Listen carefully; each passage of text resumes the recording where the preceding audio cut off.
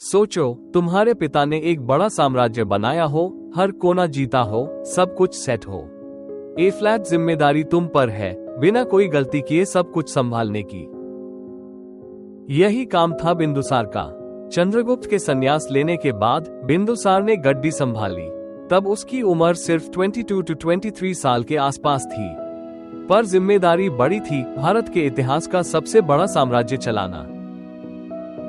बिंदुसार का एक high mission था, अपने पिता के बनाए हुए साम्राज्य को और मजबूत बनाना। उसने जानवों के बजाय शांति और विकास पे फोकस किया। उसके समय में कोई बड़ी लड़ाई नहीं हुई, क्योंकि हर कोना पहले से जीता हुआ था। लेकिन फिर भी उसने दक्षिण भारत में अपना प्रभाव बढ़ाया। कहा जाता है कि बिंदुसार ने दक्षिण के 16 राज्यों को अपने कंट्रोल में लिया था। इस वजह से उससे एक टाइटल भी दिया गया था, अमित्रघात, मतलब दुश्मनों का नाश करने वाला। बिंदुसार की राजनीति बड़ी समझदारी वाली थी।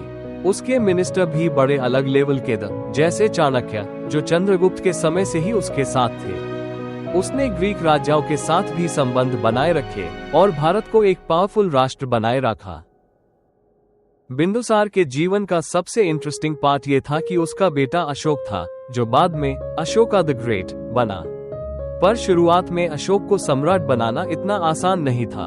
बिंदुसार के और भी बेटे थे और राजगद्दी के लिए कंपटीशन था। कहा जाता है कि बिंदुसार ने मरने से पहले किसी एक को खुले तौर पर उत्तराधिकारी नहीं बनाया, और इसी वजह से उसकी मौत के बाद अशोक ने संघर्ष करके गद्दी हासिल की। बिंदुसार का जीवन दिखाता है कि साम्राज्य बनाना मुश्किल है, लेकिन उसे बनाए रखना और भी ज्यादा मुश्किल। उसने ये काम शांति, अकाल और राजनीति से किया। अगर आपको ये कहानी पसंद आई हो तो लाइक करो एंड सब्सक्राइब।